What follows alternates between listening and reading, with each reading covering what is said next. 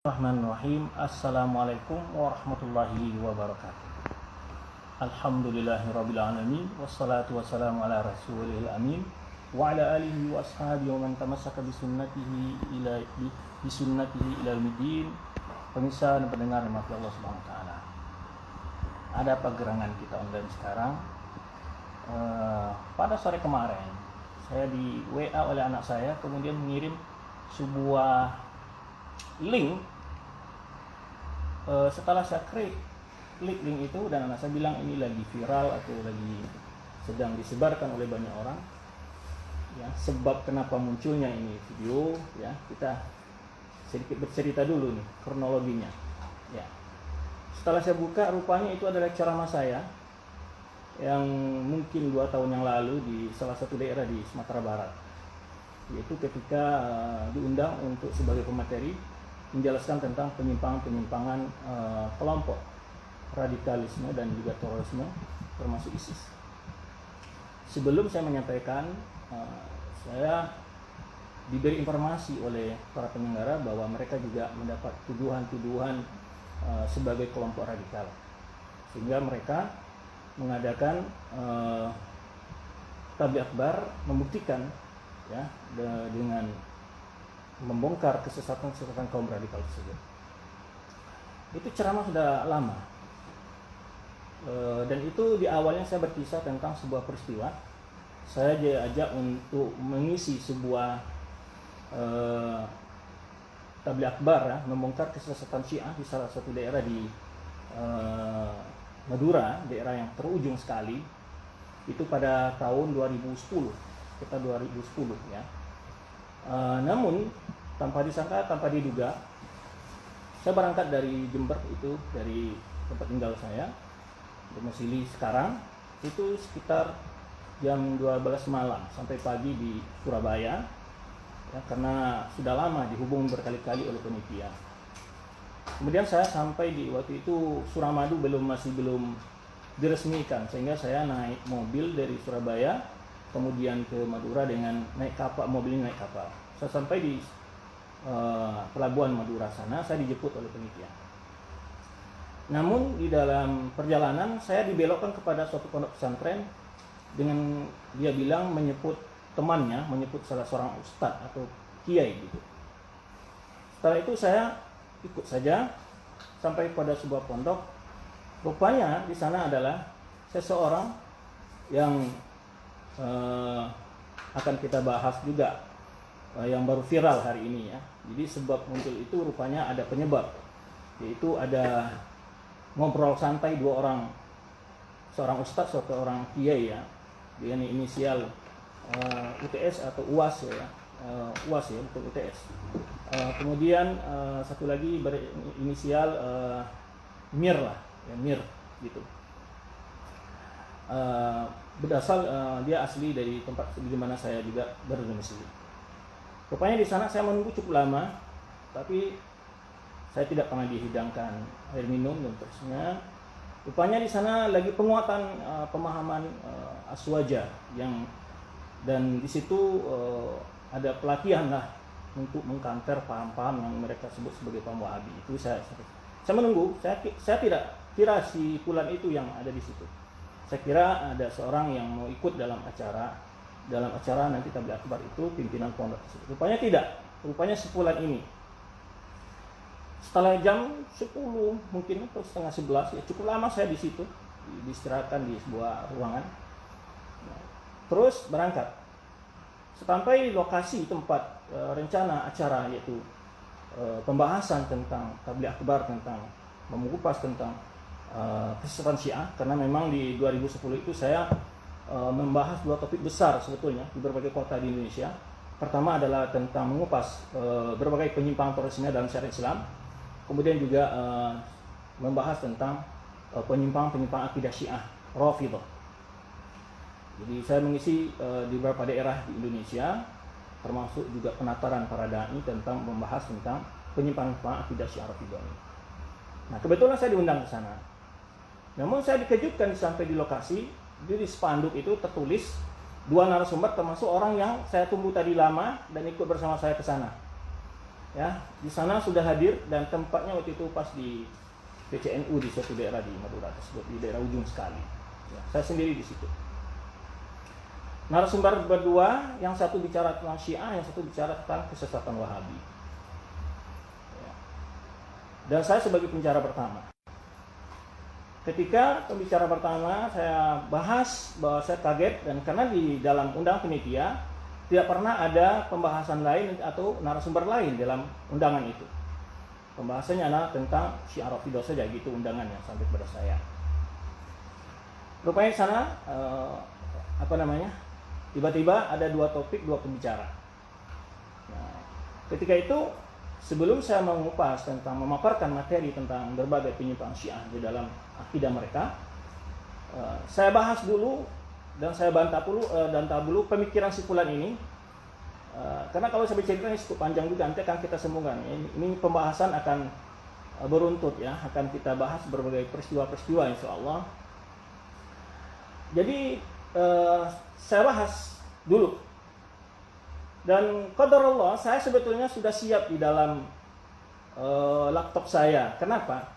Karena sebelum itu saya sudah sering diajak untuk berdebat segala macam, tapi saya tidak mau melayani dengan karena sudah mempelajari debatnya sebulan ini adalah hanya kebanyakan lebih banyak mengolok-olok, mengejek, ya, tidak berdebat ilmiah yang betul-betul mencari kebenaran.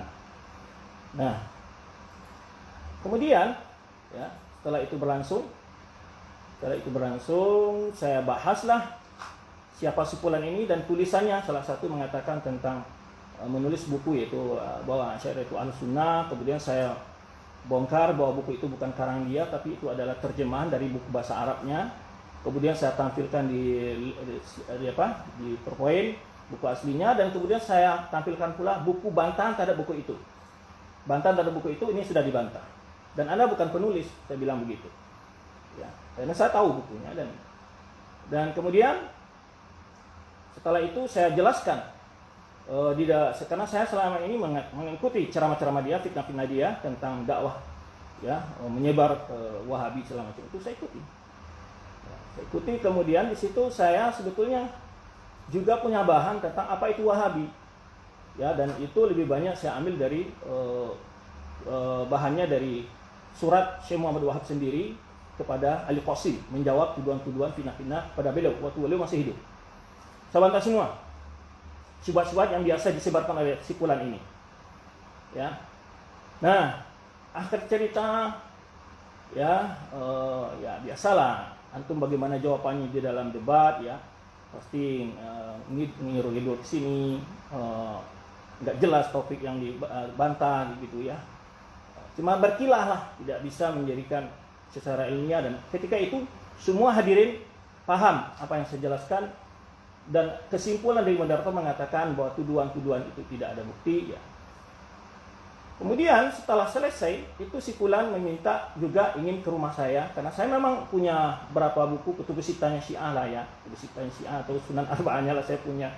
Kebetulan difotokopikan oleh salah satu penitia yang mengundang saya membahas Syiah, itu jazakallahu khair, kutub yang lengkap itu dari usul kafi, furu'ul kafi, istibsar, ya, kitab tauhid, kemudian Mabuyah, kemudian berapa kitab lain. Nah, dia mau oke, saya bilang ayo ke rumah, saya tunggu, saya senang banget, ya kan? Karena saya lihat dia paham dengan apa yang saya jelaskan tadi. Setelah itu juga dia minta bareng pulang, saya tunggu, tapi nggak tahu kemana dia hilang, ngacir gitu, nggak tahu. Saya tunggu lama, bahkan saya tanya sama jamaah yang masih ada di tempat lokasi, rupanya kemana nggak tahu. Habis sholat acara itu sudah selesai zuhur sebetulnya.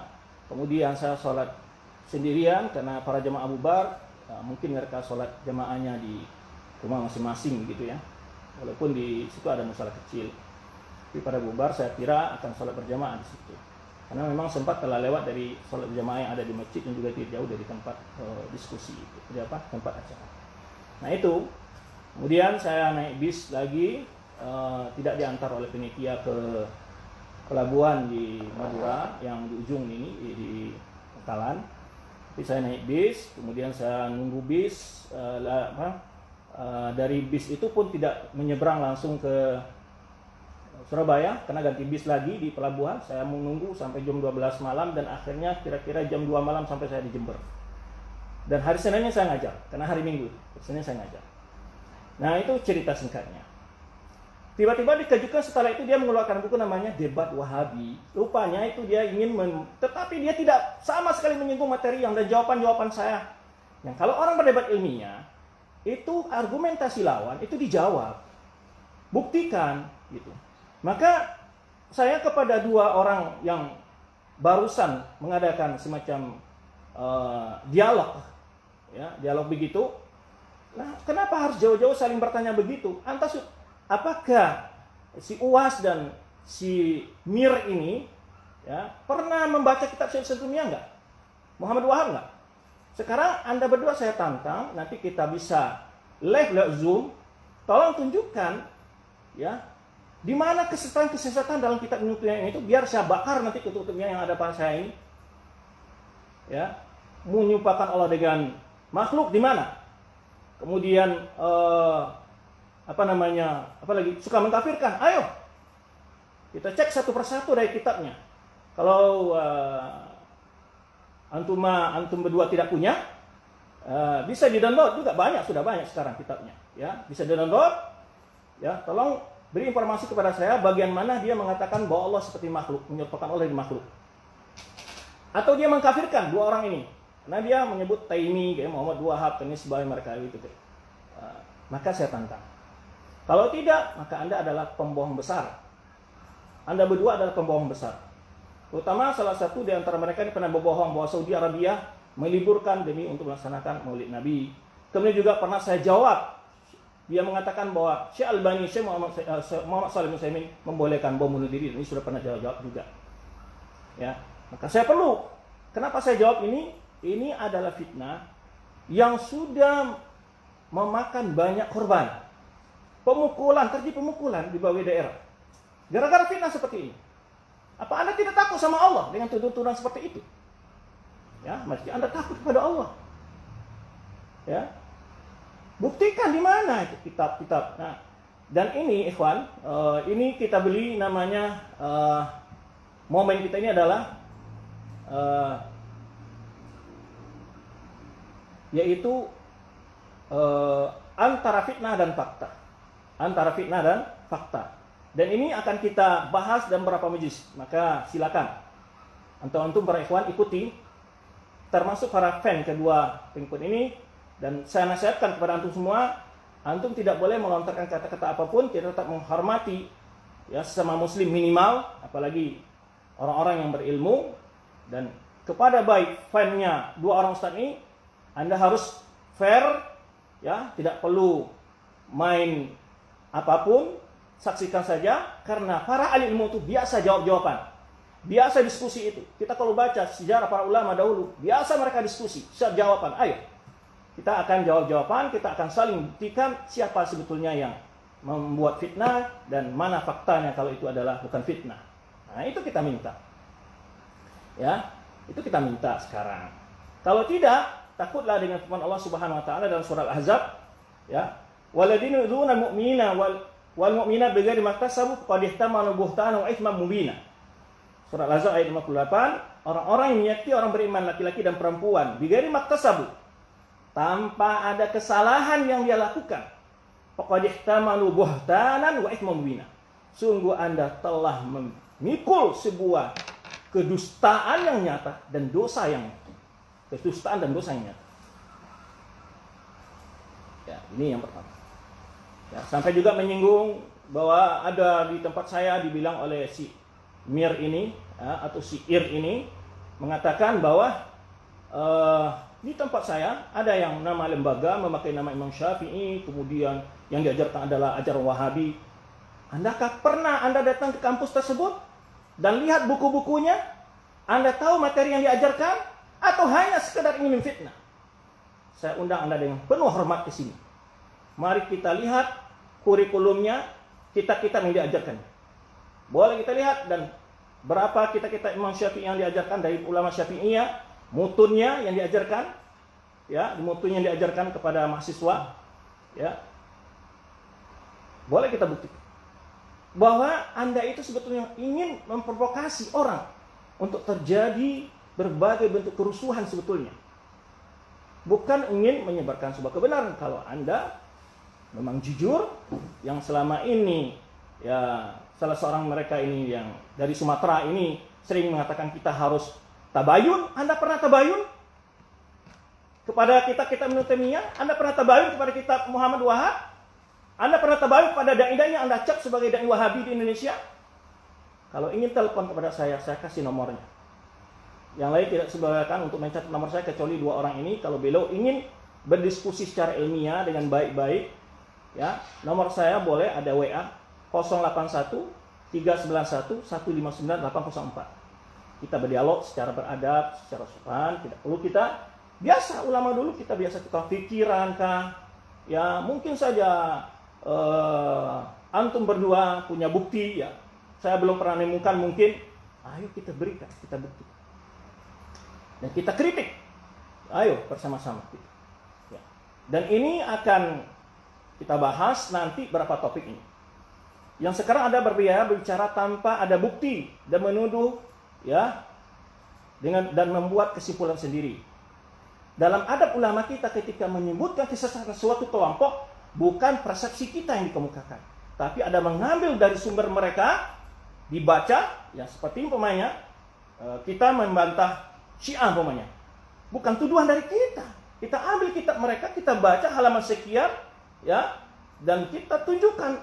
Nah, sekarang saya minta kepada antum berdua, di mana itu Ibnu Taimiyah Muhammad Wahab mengatakan menyerupakan Allah dengan makhluk dalam sifat-sifatnya.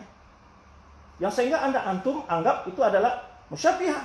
Lalu antum menuduh lagi suka mengkafirkan. Nanti saya akan buktikan kepada antum semua. Ini akan silsilahnya akan berlanjut ya sebagai dialog kita biar antum juga mungkin belum tahu. Karena boleh jadi antum belum tahu ya atau antum tahu dan sengaja menyembunyikannya demi menjaga pamor antum di dalam jemaah, enggak tahu, Allahu a'lam. Semuanya itu ada Allah yang tahu. Itu hakikat sebetulnya yang ingin kita katakan. Jangan sampai kita biasa dialog para ulama ya, biasa dialog tukar pikiran, maka kepada masyarakat itu kita lihat saja para ulama itu berbeda pendapat. Bahkan ada perbedaan pendapat yang runcing dengan ulama. Sampai Imam Ahmad saja mengatakan Abu Thawr, seorang ulama juga, huwa ka ismihi. Itu biasa, dialog. Ketika berdialog kadang-kadang ada lapat. Tetapi kita di dalam berdialog tetap tidak akan menemukan adab yang baik. Jangan suka mengejek orang, merendahkan orang, ya, sampai mengatakan kemana akalnya, ya. Subhanallah. Orang mengatakan Allah itu fil ulu, ya, di mana akalnya. Ini akan kita kupas. Topik ini insya Allah jika Allah berikan kesehatan dan kesempatan insya Allah akan kita kupas. Ada sekitar 20 topik atau lebih saya akan bahas masalah ini. Dari rekaman dari YouTube yang baru di-share ya beberapa hari ini dari 2 orang ini yang sedang berdialog. Saya akan ambil dari sumber tuduhan-tuduhan mereka, saya akan jawab dengan fakta, dengan kitab-kitab ya. Nah, dan bagi para jamaah bernilai ya, mereka selama ini yang dituduh Wahabi itu adakah bukti-bukti mereka mengkafirkan? Adakah mereka menghalang-halangi orang untuk berceramah, mengatakan sepulan goblok ya? Kalaupun ada dari dai dia begitu bete, dia tidak punya adab dan tidak bisa dinisbahkan kepada semua dai yang sepemikiran dengan mereka. Tetap pasti ada di antara mereka yang punya akhlak yang buruk. Itu saya tidak menafikan, mungkin ya, dan itu bukan hal yang dibolehkan dalam agama, siapapun tidak boleh. Nah, ini yang melatar belakangi yaitu konten kita ini, yaitu antara dusta dan fakta atau ya antara fitnah dan fakta, atau membuktikan dusta dengan fakta. Kita akan buktikan fakta-faktanya. Ada berapa topik ini? Yaitu siapa mereka Ahlussunnah wal Jamaah, kemudian juga sumber akidah Ahlussunnah wal Jamaah. Nanti saya akan sebutkan dari rencana saya ini kitab-kitab sebelum yang dikarang oleh para ulama dalam akidah sebelum Abil Hasan Asy'ari. Biar kita tidak diskusi di situ dulu. Ya, saya akan beritahu kepada antum berdua dan pada orang sepemikiran dengan antum yang selama ini suka memakai isu Wahabi untuk mencari pamor ya. Dan isu Wahabi ini bukan baru di Indonesia dan bukan baru juga di dunia. sudah dibantah oleh para ulama, jelaskan bahwa itu adalah isu-isu yang dibuat-buat, ya, sengaja diberikan isu ini untuk menjauhkan untuk menjagal dakwah-dakwah yang mengajak kepada tauhid yang benar-benar, kemudian orang-orang yang betul-betul pegang dengan sunnah, ya. Dan betapa banyaknya di sana sini dihalangi mendapat izin pendirian pondok pesantren, apakah kampus kah ataupun pembangun masjid kah. Ini nyata sekali. Dan fitnah ini perlu kita jawab. Kenapa? Ini sudah cukup meresahkan dan telah membawa efek buruk kepada, bahkan fitnah ini bukan di kalangan awam yang terfitnah. Para pejabat pun termakan fitnah ini kadang-kadang. Yang mereka semestinya mengkonfirmasi. Ya alladzina amanu in ja'akum fasiqun binaba'in fatabayyanu. Wahai orang beriman, jika datang orang fasik kepada kalian membawa suatu berita, buktikan, datangi kampusnya. Lihat buku yang diajarkan. Ceramah-ceramahnya banyak menyebar di YouTube. Ya, kajian-kajian terbuka secara umum. Apa yang diajarkannya? Jelas sekali. Ya, kita tidak ada nutup-nutup. Baik, ya, maka hari ini saya sengaja tampil dengan tampilan Nusantara, ya, biar lebih agak adem lah. Tapi saya kadang-kadang kalau bicara itu kadang-kadang naik suaranya karena bersemangat, ya, maaf pada dua orang sahabat ini, kiai ini yang mulia. Saya menghormati Anda berdua, walaupun Anda menganggap orang Wahabi itu tidak punya ilmu, ya, tidak punya referensi atau tidak punya akal. Insya Allah Anda akan saya beritahu apa referensi-referensi yang menjadi pegang orang Wahabi yang Anda cap sebagai Wahabi, ya. Anda akan melihat nanti. Jadi maka nanti akan saya jelaskan. Ini sebagai diskusi. Jadi para netizen tidak perlu banyak komentar, lihat saja nanti materi-materi ini dan Anda buktikan sendiri, bisa di-download kitab-kitab yang akan saya sebutkan. Kemudian juga sekilas, ya, pengalaman dakwah. Nanti akan cerita juga sedikit sekilas dakwah. Ini sudah bercerita tentang sekilas pengalaman dakwah saya. Kemudian buku-buku tentang akidah Ahlussunnah wal Jamaah sebelum Abu Hasan Asy'ari, ya. Karena mereka anggap yang Ahlussunnah itu hanya yang berpaham Asy'ariyah atau Maturidiyah. Di luar itu bukan Ahlussunnah wal Jamaah. Nanti kita bentuk. Apakah memang Ahlussunnah itu baru lahir di masa Abu Hasan Asy'ari atau sudah lama istilah Ahlussunnah itu sudah ada? Sudah ada di masa sahabat. Maka Ibnu Abbas menafsirkan firman Allah SWT, yauma tabyaddu wujuh wa taswaddu wujuh. Ditafsirkan oleh Ibnu Abbas, tabyaddu wujuh Ahlussunnah wa taswaddu wujuh ahli bidah.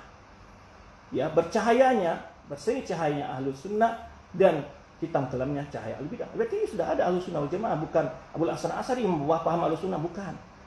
Ya, sudah ada Ahlussunnah itu, sudah ada. Sudah ada istilah itu dikenal para sahabat. Ini akan kita jelaskan nanti. Akan kita jelaskan insyaallah. Tunggu saja waktu-waktunya. Maka silakan kepada antum berdua juga boleh menanggapi apa yang saya sampaikan sehingga kita berdiskusi. Dan kalau mau berdiskusi lewat Zoom, kita dengan lebih santai gitu, ya. Antum buktikan ceramah-ceramah yang suka mengkafirkan ataupun ceramah yang berpaham radikal. Mungkin saya ingin tahu dari antum, ya, yang antum anggap sebagai cap Wahabi, di mana antum melihat, ya, ceramah yang radikal maksud antum itu bagaimana, ya, ataupun paham radikal yang ada dalam kitab-kitab Ibnu Taimiyah ataupun kitab Muhammad Wahab. Baik. Biar umat tercerahkan. Sungguh banyak sekali umat terprovokasi dengan isu seperti ini. Kasihan umat. Capek, ya. Baik orang-orang di cap Wahabi, mereka juga menjadi sebuah bulan-bulanan dan menjadi suatu olok-olokan di banyak tempat, ya. Dihalang-halangi pendidikan mereka segala macam. Kemudian juga banyak lagi orang awam yang terprovokasi dengan ini. Sehingga menyikapi perbedaan pendapat tidak profesional lagi. Maka perlu kita jelaskan, dan tuduhan-tuduhan ini kalau didiamkan semakin hari akan semakin menjadi dan perlu kita jawab sesekali, ya. Baik, kemudian juga kita akan sebutkan buku tentang asma Allah wa sifatihi, buku kitab-kitab yang tentang asma Allah, akidah asma sifat atau asma sifat atau akidah asma sifat, bicara tentang nama-nama Allah dan sifat-sifat Allah. Sebelum Abu Hasan Asy'ari, saya akan kasih referensi buat antum berdua. Semoga antum berkenan membaca dan nanti kita berdiskusi dengan kitab itu. Ya, kita mesti didasarkan kitab itu. Buku-buku yang telah membahas tentang syubhat tuduhan Wahabi ini banyak sekali. Wah, tuduhan-tuduhan yang antum katakan itu sudah dijawab oleh para ulama banyak sekali. Moga-moga antum juga punya waktu lah untuk membaca sedikit biar antum tahu, ya, apakah benar atau tidak, ya, bagaimana hakikatnya.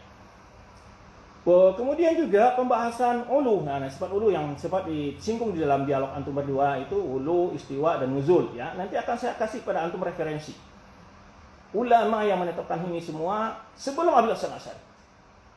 Dalam kitab-kitab akidah yang akan saya berikan kepada antum, akan lihatkan kepada antum, yang bisa saya lihatkan nanti di perpustakaan saya, walaupun perpustakaan saya sangat kecil ya, dan mungkin tidak sebanding dengan perpustakaan antum berdua, tapi insya Allah alhamdulillah untuk buku akidah cukup lumayan adalah gitu ya. Baik, kemudian pembahasan tentang juga hadis-hadis, syarah ulama hadis tentang sifat ulu dalam hadis-hadis umpamanya. Kemudian juga nanti akan dibahas tentang perkataan para sahabat, nanti juga kita lihat bagaimana namanya sifat ulu ini. Kemudian para ulama mazhab, ya. Kemudian juga pembahasan istiwa dalam kitab-kitab tafsir. Jadi sebelum saya menerangkan, antum boleh lihat bagaimana istiwa itu di dalam penafsiran Ibnu Katsir.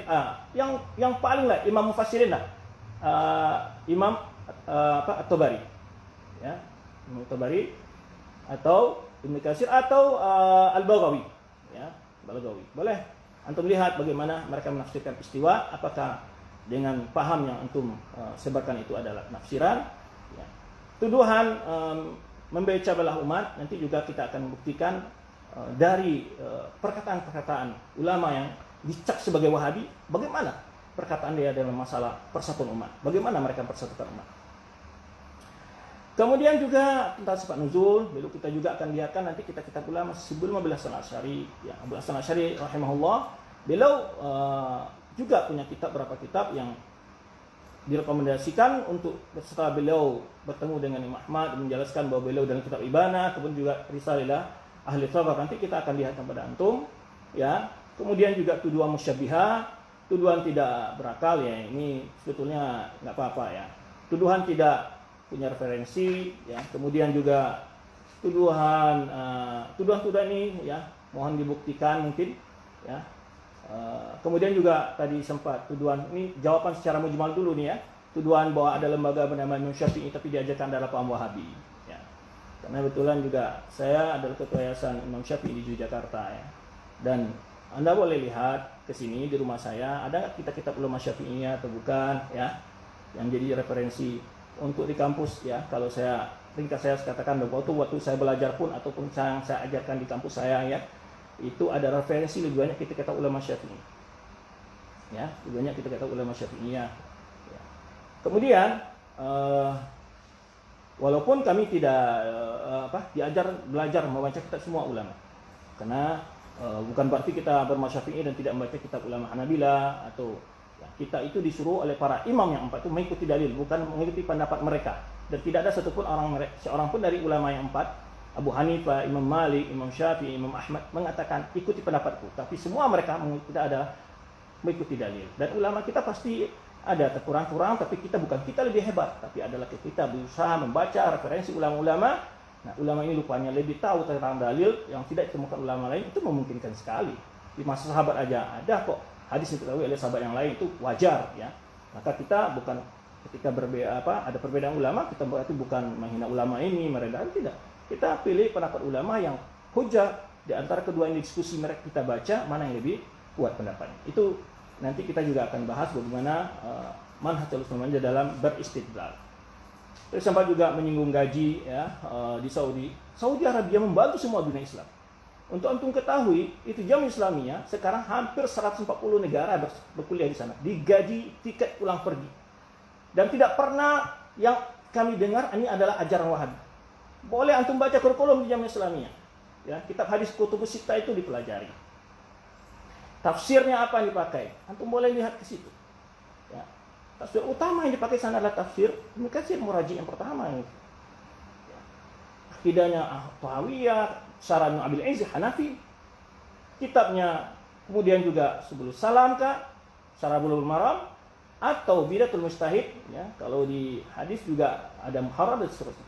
Dan kemudian Syarah Nawawi, Syarah Fathul Bari punya Ibnu Hajar, dan kemudian banyak lagi kita ulama yang tidak mungkin. Nanti kita akan coba melihatkan pembahasan ini, dan ini pernah jawab ya, boleh dilihat di web saya, yaitu apa itu Wahabi, atau juga boleh dalam sebuah apa itu Wahabi, itu di akhir itu saya jawab kita yang pelajari Universitas Madinah, dan kita itu pula sebagian besar kami jadikan referensi untuk mahasiswa kami di kampus. Jadi kalau mengatakan hanya memakai nama Imam Syafi'i sebagai untuk menutup kesesatan padahal yang diajarkan dalam Wahabi ini suatu kebohongan yang nyata.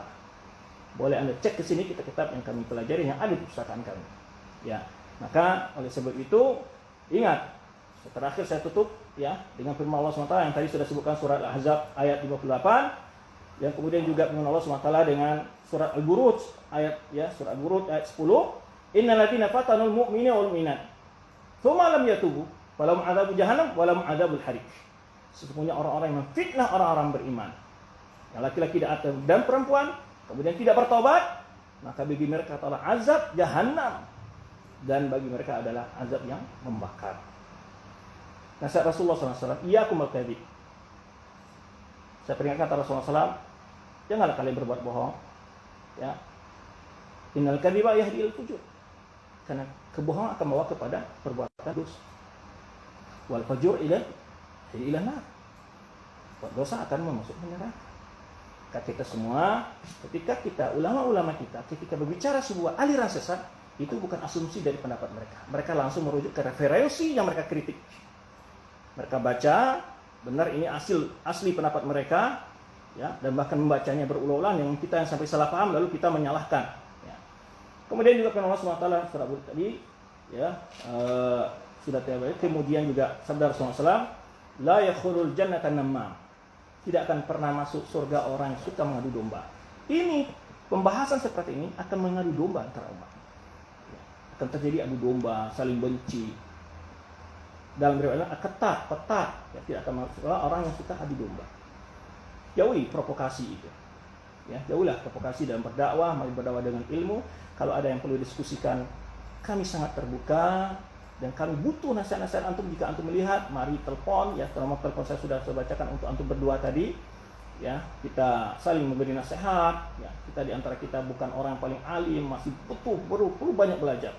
Ya, perlu banyak belajar kita lagi, ya. Kemudian disebutkan oleh Rasulullah SAW sebuah hadis ketika beliau Isra Mi'raj melihat seseorang selalu merobek-robek mulutnya. Kata Rasulullah SAW ketika bertanya kepada Jibril, jawab oleh Jibril, siapa mereka itu? Rajulun yakdzibu kadzibatan tabulul afaq. Di azabnya kata Jibril ini azab orang yang berbohong satu kebohongan, kemudian kebohongan menyebar kemana-mana.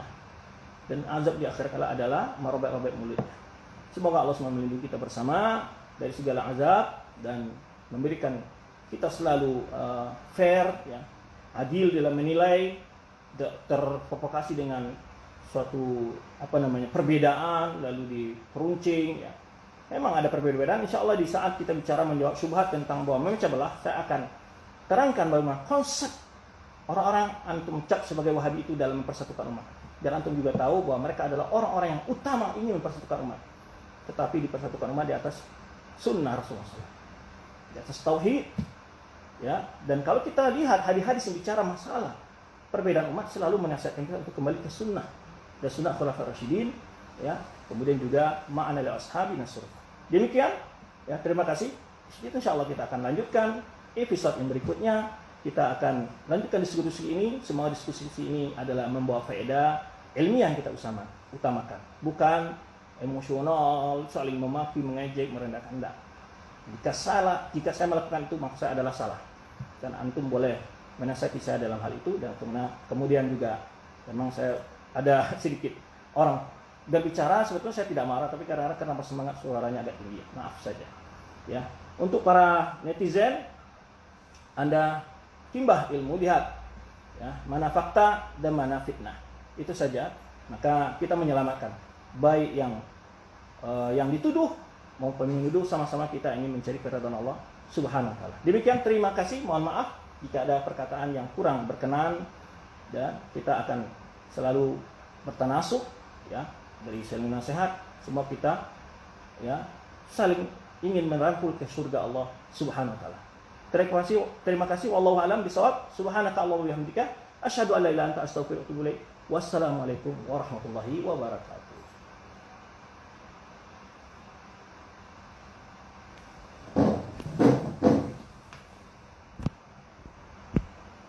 Berapa?